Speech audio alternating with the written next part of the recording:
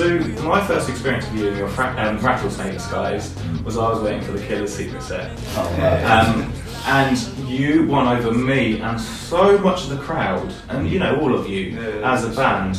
How soon before did you know you were scheduled for that? And how do you approach a slot? Because you said something along the lines, and I can't quote you because I was there in the field, but you said something along the lines of, I know you're not really here for me, but I'm going to win you over, or something like this. And I was like, wow, this is brilliant. How do you approach a slot like that? And how do you win over fans at every concert? You've got that about you. That one in particular, all we knew there was someone else playing after that was supposedly huge, and there was a few members of Killers, but they'd even taped over their name and all their gear backstage, so someone was rolling a gong on backstage, but it didn't say Killers on it, so you kind of... It was the Killers or Led Zeppelin, wasn't it? Until you see them, it was never really... So we didn't get any forewarning for that. Yeah. Look, the reality is the same, whether you're playing to a sold-out show in Bournemouth or you're opening for the Foo Fighters in a gigantic stadium in Stockholm or London or wherever, you have an opportunity. You've got an opportunity there to win the hearts and the fucking minds of every single person in that room, and that's by just being honest and real and playing like it's like your life depends on it. And look, that can sound cliche if you want to take it that way, but the reality is that's why we all care about rock and roll. It's because it's the most honest, the purest form of music, I think. Is like a guitar and someone who's really trying to just bare their fucking soul. So for us, like when you walk out on that stage, like, look, I got half an hour to fucking be better than the Foo Fighters. You better fucking believe I'm gonna give it my best shot. I'm gonna try my fucking hardest, because there's 10,000 people there that don't know who I am, and I want them to know. I love that performance I saw of you. Yeah, I want them to know that like we're important, you know, and whether you like our music now or whether you know who we are, it shouldn't matter. Like, what you will know by the time I've left the stage is that I really fucking care about rock and roll. I really care about music and performance, and I really care about the songs that I'm singing. And then you'll hopefully take that with a smile on your face. You'll go away and you'll listen to our albums, and maybe you'll come back. And maybe you'll come back and influence. Do you know what I mean? Like, and this is how you build these things. It's like it all grows. Like you kind of, you know, say, you know, what goes around comes around. But definitely, I think the energy you put out into the universe, it definitely comes back to you. And point in case, I put out a fuck ton of negative energy into the universe for a decade, and it fucking came back to me in full force in the past 2 years, and I'm very lucky I survived it. But that's exactly what this album's about. It's about like not fucking crucifying myself for that anymore, like just trying to fucking be a better person now. Actually, you seem to be really projecting a positive, or trying to project a positive male role model for society. And I do feel, you said having a platform, you have the choice of what young people who are very impressionable are going to see. How do you work your, try and present yourself positively for your fans, for you, and for your growing daughter who's about 3.5 or something else? She's 4, It's different. What I give to my daughter is very different to what I give to my fans. She gets everything, you know, and my fans get a carefully curated version of myself, which on stage is energy and it's bombastic and it's pure exuberance and confidence, and in interviews it's honesty. You know, that's what I can give. My daughter gets everything. You know, she gets literally everything. I think what you said is very important, you know, like we do have a platform, we do have a responsibility, don't we? And you have to be very careful about what you're putting out into the world. And I mean, a lot of people aren't right now as well. Yeah, I definitely agree. An unusual time for that, I think. It is. What people are singing about and what they're saying. Yeah, exactly. It feels like a kind of dangerous time to be a kid. It really is. Yeah, it scares the shit out of me because my little girl's quite young and she's growing up and she's taking all of that in and she's immersing themselves in it. And you have to think about when you were 15 as well and going to gigs. There's a different. It's a worship of your favourite musicians if you need them enough to be a fan. So I think it is. I'm glad the things you say on stage are things that I feel. It's like.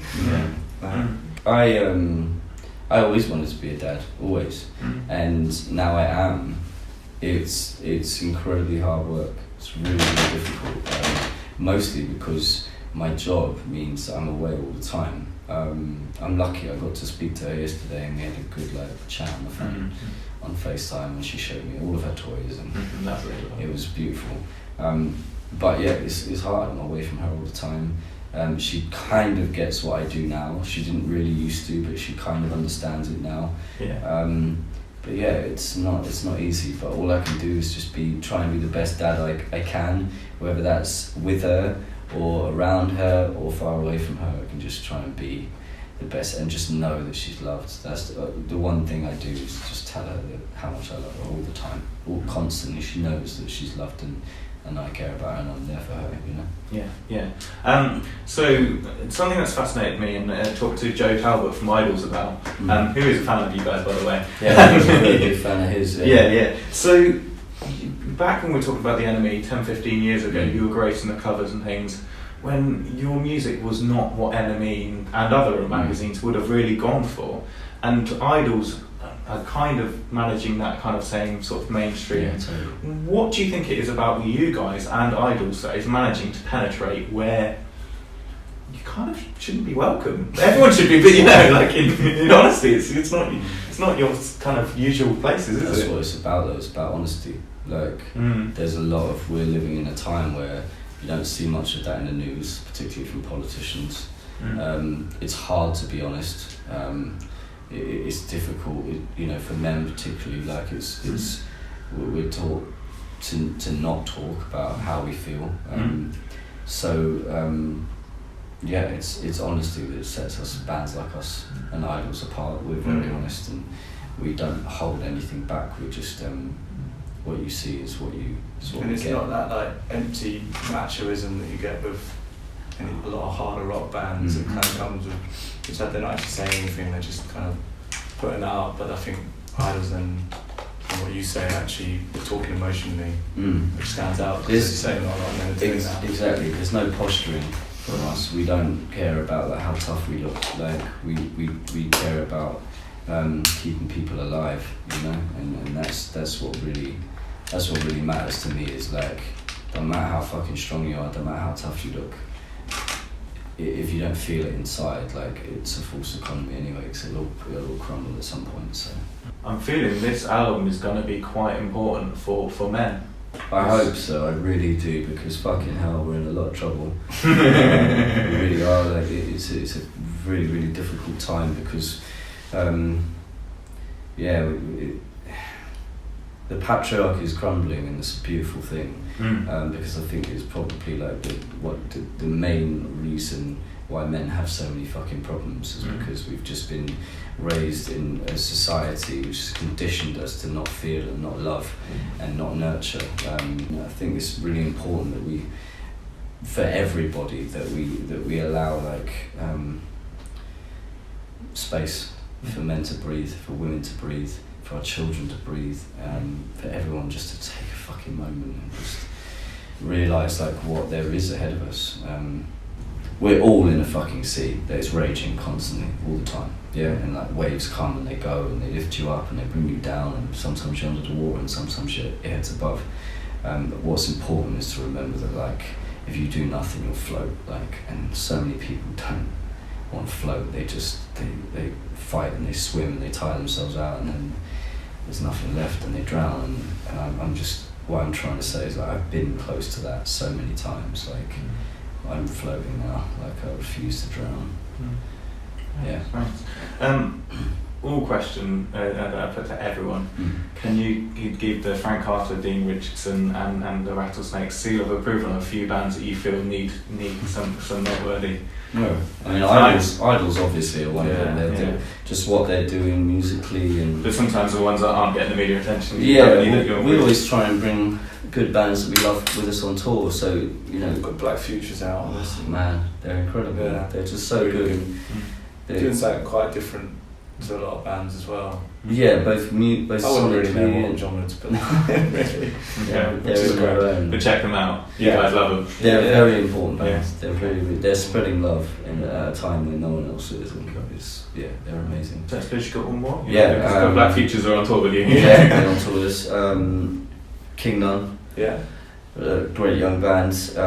Hopefully we're gonna get to play some shows with them. There's a band called Estrons, who are amazing, like future punk. Who else? T-Mob always. T-Mob Happy. Taking them out too much to keep taking them out. I disagree. But, yeah. But like, and they are doing a lot now. But it's they were one band that we both equally sort of fell for, and then we're like looking around and like, why is there not more people into this band? Like, Yeah, they're a great band. Cool. So just last thing, is there anything else we need to know? Have I missed anything? We've got an album, we've got a single. Will there be there'll be another single before the album drops, I bet. And fingers crossed. Yeah. and anything else we need to know? Just to listen to the record, like, and really try and listen to it, because it's, at first, that our fans will hear whatever they want to hear in it immediately. I would say to them all, like, listen to it like 5 or 6 times before you make your opinion, because what I'm saying is very important, and it's the first time where I really I try to say it as clearly as possible. It's an important message. Will there be a lyric sheet in the album? It sounds like we need one. All the lyrics. Oh, fantastic! We need that, don't we? Yeah, definitely. We need that. If this is your We always put lyric sheets in our albums, just because for me, that's my craft, that's my art, and so I But think that's also when you buy a physical bin, that's partly what you want, is to sit there. Mm. If you're buying a physical when we were kids, we were all the same kind of age. Yeah, when we were kids, yeah. Cool. Well, that's brilliant. Thanks for your time.